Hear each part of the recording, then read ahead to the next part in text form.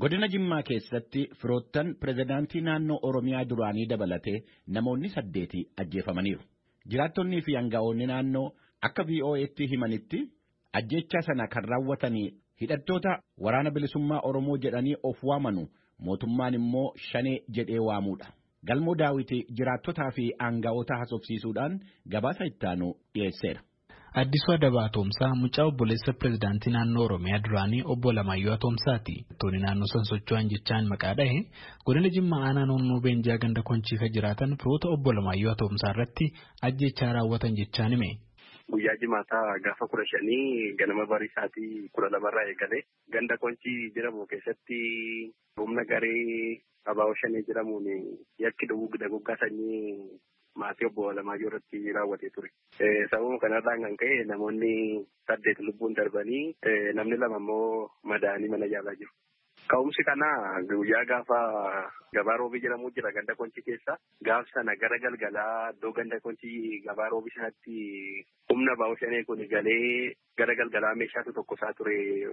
Isa bulchaan gandaa immoo qaama aanaatiif dawwalee humni nageenya mootummaa immoo kamisa ganama sana dhaqee humna kana daangaa Wallaggaa fi godina Wallagga Bahaa fi godina Jimmaa daangessu kanarraa achi deebisuu yaalee ture.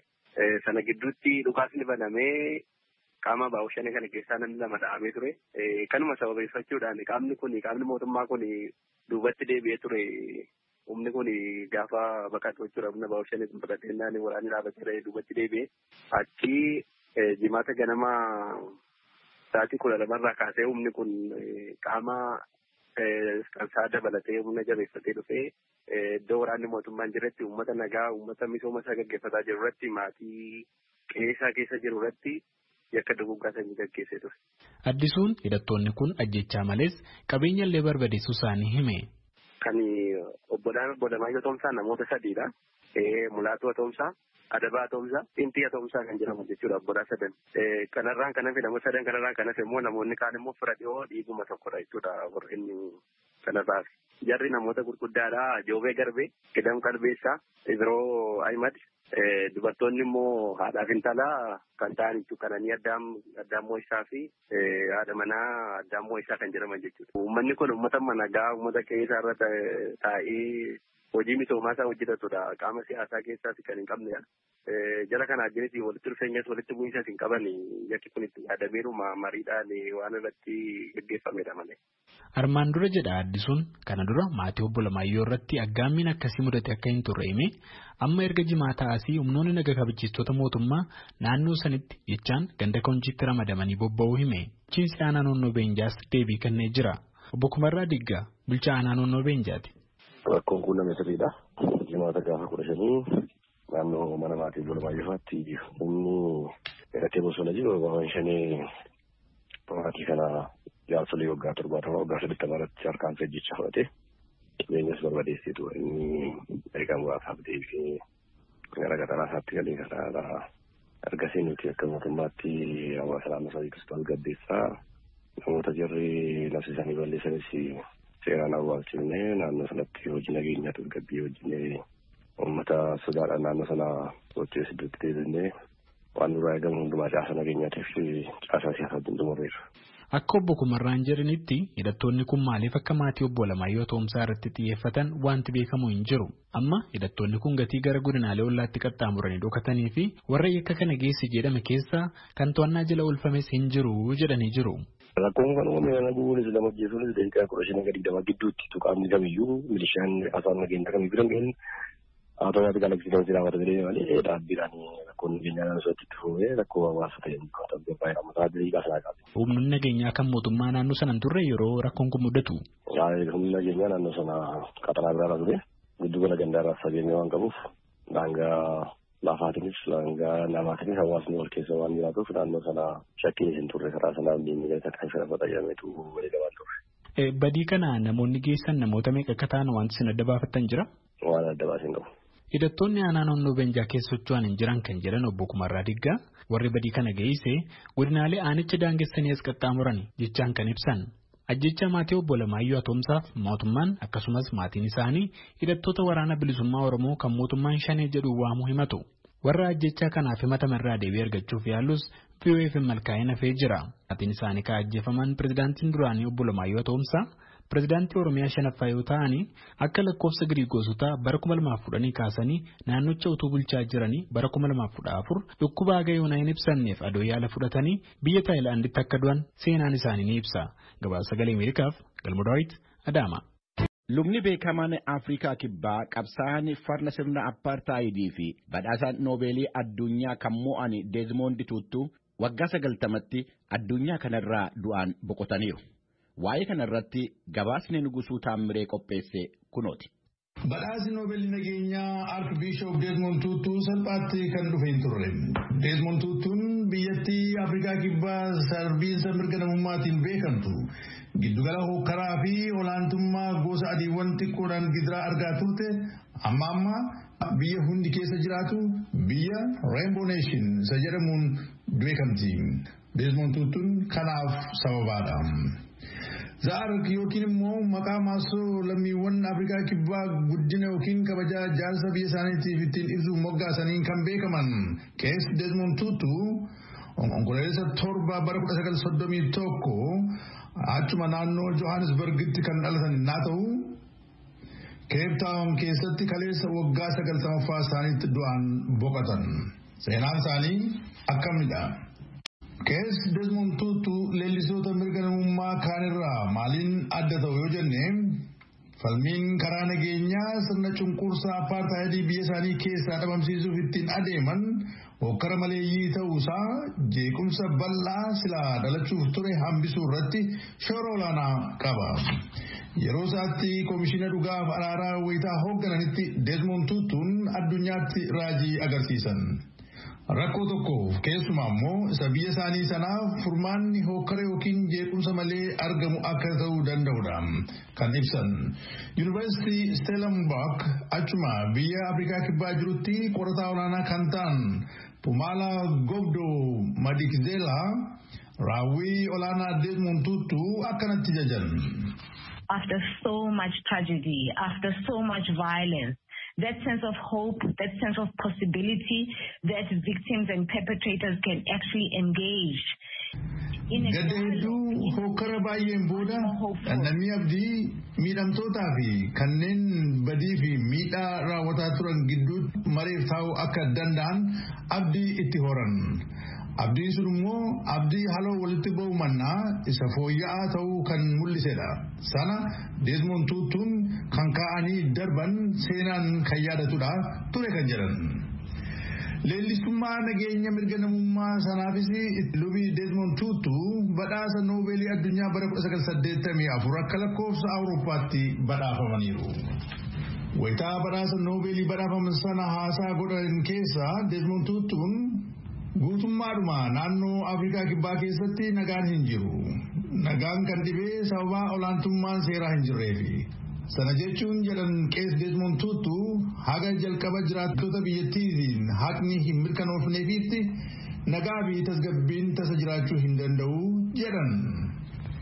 Egaa beekamtiin yookiin badhaasii Desmond Tutuun argatan kun ilaalcha isaan walqixxummaa ilmaan namaaf qaban akkasumas tajaajila uummataaf laachuurraa tasa akka fuula isaanii galagalchan hin gooneeni. Gift of the Givers dhaaba gargaarsaa jedhamuu fi hundeessaa fi durataa kan ta'an Emitaa Sulemaanii Desmond Tutu naa ibsan akkas jedhan. When we visited him in Cape Town for the first time, you have this feeling you're coming to this great man, and how are you going to approach him? He was so easy when you walked in. Yeroo jalqabaatiif gaafa Cape Townitti dhaqnee daawwanneen nama guddaa tokko quunnamuuf akka jirutti sitti dhaga'ama. Sanagaa akkamiin itti dhiyaattee waliin mari'attan jedhu yaaddoo ture. Gaafa mana isaanii seentu nama akka salphaatti uffatee waajjira xiqqoo keessa jiru nama sitti tolu argata. Haala gaariin si simata. Si hammatee si dubbisa. Akka si kunuunsu argita. Namni kun salphaadhumatti nama jaalala namatti horu ta'ee argine. Ture kan jedhan. Mandeellaan luba Desmond Tutu luba uummataa jedhanii waamuuni. Bara 1995 keessas durataa koomishina dhugaa fi araaraa biyyoolessaa godhanii muudanii. Qees Desmond Tutu wanti biraan adda isaan godhu aantummaa poolitikaas hin qaban ture. Bara jireenya isaanii Afrikaa kibbaa sirna dimookiraasii ergii ijaarteen boodallee Archbishop Desmond Tutu waa'ee walqixxummaa lallabuu itti fufan. Qorataan Yuunivarsiitii Godbo Midikizela innaa waa'ee kanaa dubbatan Desmond Tutuun paartii biyyoolessaa bulchaa jiru African National Congress yookiin ANC faatiif illee hin hille. Yeroo hedduu dhaaba kana qeequudhaanis ni beekamu turanii jedhu. Right after the leadership of Nelson Mandela, he again continued as that voice that was reminding the post-apartheid leaders. Bara Nelson Mandelaatiin booda hooggantoota biyyattii sirna apartheidiin booda dhufan jechaadha. Hunda isaanii waa'ee waadaa walabummaa seenamee irra deebi'anii yaadachiisaa turan. Hogganoonni kun karaa irraa maqanii ennaa bulchuu yaadan itti himu turan. Yeroo hedduu haasaa kallattiidhaan jabeessanii dubbachuu isaaniin kan beekaman Desmond Tutuun namoota kana karaatti deebisuudhaafis itti gargaaramaniiru. Haa ta'u malee jedhu qorataan kun qeeqi isaanii waajjira farra malaammaltummaa biyyoolessaatti bara kana kaasanii turan durboota paartii biyyattii bulchaa jiru biratti dhageetti hin arganne. Hanqina walqixxummaa biyyattiitti mul'atu furuudhaaf dilaala sooressoota biyyattii irratti kaa'amuu qabu irratti duulli eegalanii tures akkasuma xumura hin arganne. The values of peace, of anti-violence, of an inclusive anti-racism and non-racialism, and we need to... Duulli luba Desmond Tutu jireenya keenya guyyaa guyyaa keessatti faayidaa nageenyaa, hokkara dhabamsiisuu, farra sanyummaa kan hundumaa hammate akkasumas gocha farra goosummaa haphisaa deema. Amma gaa Desmond Tutu du'aan dhabnee jirra. Garuu duudha kanneeniin buluu akka qabnu yaadachiisuu nu barbaachisa ture kan jedhan. Waajjirri Archbishop Desmond Tutu hoogganaa turan Komishinni Dhugaa fi Araaraa bara 1998 gabaasa ifa godhee tureen akkas jedhe. Sirni apartaayidii gidiraawwan irra jiriitiif balleessaa qaba. Koongiresiin biyyoolessaa Afrikaa yookiin African National Congress immoo gocha mirga namummaa sarbuu irratti qooda fudhateera jedhee ture. African National Congress komishinicha gabaasa kanaaf si'a himatu deebii quubsaa Tutu biraa argatee ture. Bara 2009 pirezidantiin United States duraanii Barack Obamaan meedaalii olaanaa pirezidantummaa Ameerikaa walabaaf jedhamu Qees Desmond Tutu badhaasanii akka tures seenaan ni dubbata. Addunyaa irratti fakkiidhaa fi mallattoo dimookiraasii taatee kan beekamtu United States sirni dimookiraasii isheen hordoftu gaaffii keessa galaa jiraachuu isaa akkasumas sirni dimookiraasii addunyaa irratti sigiga'achoo keessa galuu isaa beektonni dubbataa jiru. Waa'ee kana irratti gabaasni qophaa'e kanatti aanee dhiyaata. Yommuu deeggartoonni pirezidaantii Yuunaayitid Isteetsi duraanii Doonaald Tiraamp amajjii 6 bara 2021 akka manni maree bakka bu'ootaa yookaan koongireesiin filatamuu Joo Baayiden hin mirkaneessine taasisuudhaaf kaapitaal hiilitti ol damman sana addunyaan hin roqome. Akka qorattoonni jedhanitti jeequmsi sun yommuu mana akka mallattoo dimookiraasii addunyaatti ilaalamu keessatti uumamu haala jabaa gaarii hin taanetu dhalate.